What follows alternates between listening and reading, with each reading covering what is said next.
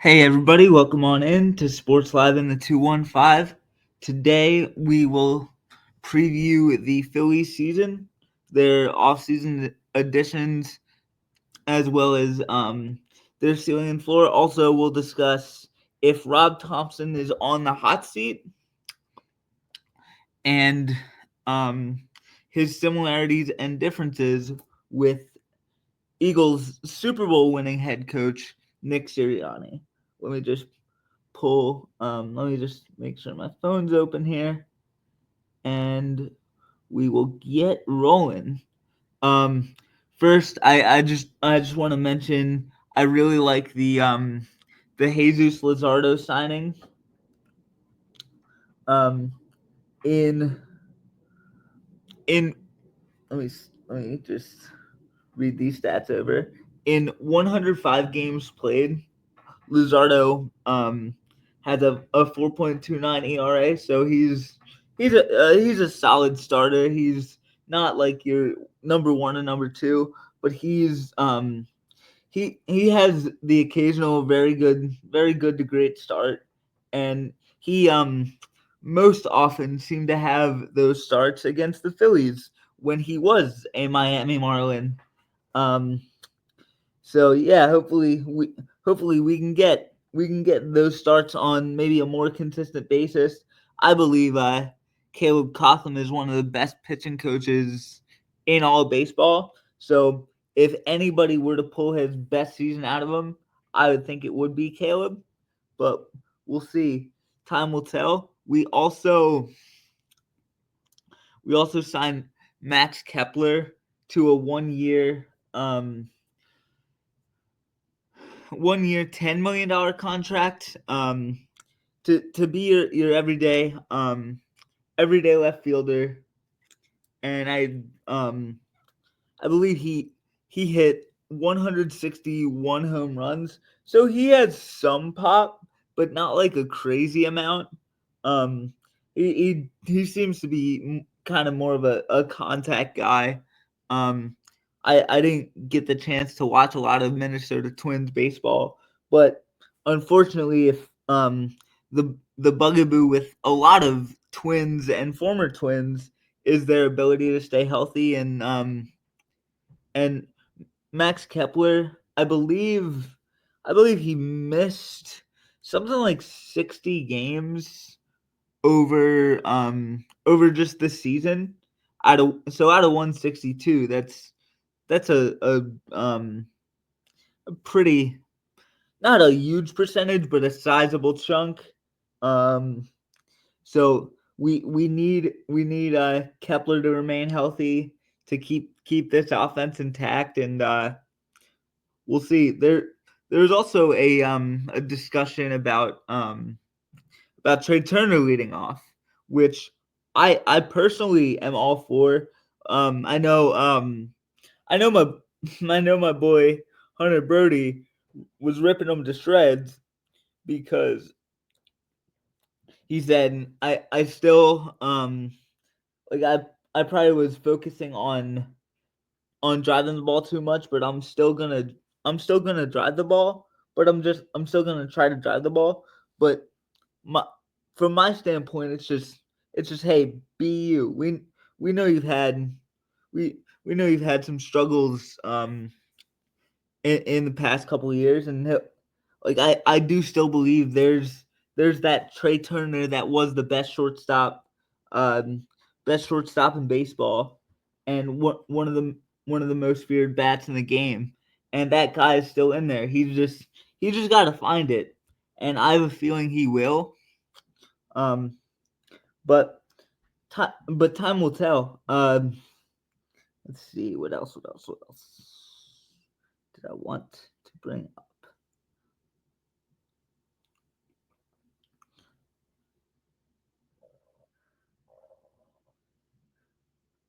Um, oh yes, and this was a discussion that was had on the Patterson Ave Sports Show when I was a guest.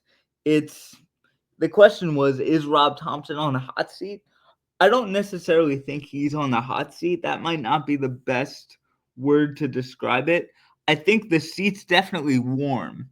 It's a warm seat, and that comes from regressing in the playoffs each of the past 3 years. And I um I think if we win a ring just like the Eagles did, or let's not forget people were kind of calling for Nick Sirianni's job early in the season. But we won a ring, and all that kind of subsided. Hopefully the same thing.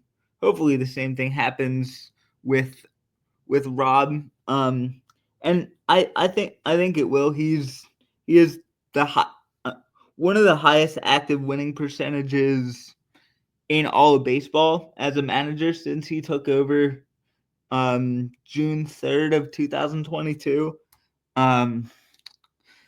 And Nick Sirianni has one of the highest winning percentage winning percentages for an NFL coach since he was hired by the Eagles in the offseason leading into the 2021 season, which brings up another topic I would like to discuss. It's the similarities and differences between Rob Thompson and Nick Sirianni. Similarly, they both know how to connect with players. The players will run through a wall for them, and you need that in a locker room, especially a locker room that's leading men. You need the guys to want to run through a wall for you, and they do it in vastly different ways. Like Nick will be Nick would say something like, "Let's go," and kind of get in your face and get you hyped. And Rob's a lot more like even keel. So it's a different approach, but it leads to the same results. And I think players and people really respect their authenticity. Um, really respect anybody's authenticity. And Rob Thompson and Nick Sirianni are two of the most authentic people I believe in professional sports. And I'm probably it probably sounds like I'm coming from a place of bias because they coach and manage for my two two of my favorite teams. But yeah, I just think with the way they're able to kind of manage personalities and kind of relate to these guys as people, it's just such a special quality that not many coaches in professional sports have. And the successful ones have it, and um, that's why they are successful. Um, the As far as the Phillies ceiling and floor, their ceiling, I believe, is a 95 to 100 win team with the amount of talent in their in at least the top of their roster. Like we have star power, we have depth. So I believe the Phillies can really compete with anybody and kind of be that team that had the best record in baseball for all those days and months during the season last year. And a lot of people were oh shoot I'm I'm probably jumping all over the place. A lot of people were very critical of the Phillies' really lack of off-season additions. Getting back to my original point with that was I heard from Jason Stark, who now works for The Athletic, but at the time he worked for ESPN. I heard this on a documentary about the 2008 Phillies. It's most often those small moves that kind of land you on a parade float. It's not the big moves, and I know in the context he was talking about the trade deadline, but people kind of need to take that same approach when it comes to the off season, for sure. Like it's not that the Phillies stood pat. It's just who would fit in this locker room, and would a person would a personality like Pete Alonso fit in this locker room? I don't know. So I'm let's say cautiously optimistic that that this will work. I know a lot of the fan base is upset with Dave Dombrowski and the front office, but you gotta take the wait and see approach.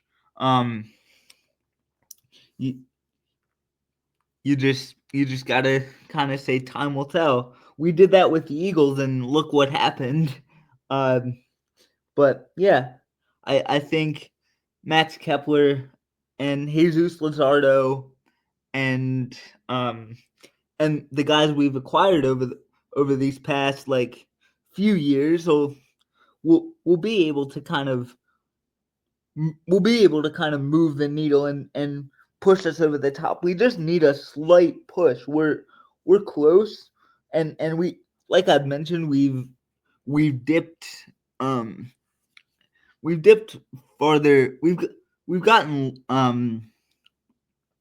eliminated around earlier in each of the last 3 years in the playoffs, but I think the Phillies message in their locker room is the exact right message. Like, we're close. We just have to kind of do what we can, control what we can control, and we'll be fine. And I understand that I'm in the minority, but I'm inclined to agree with them.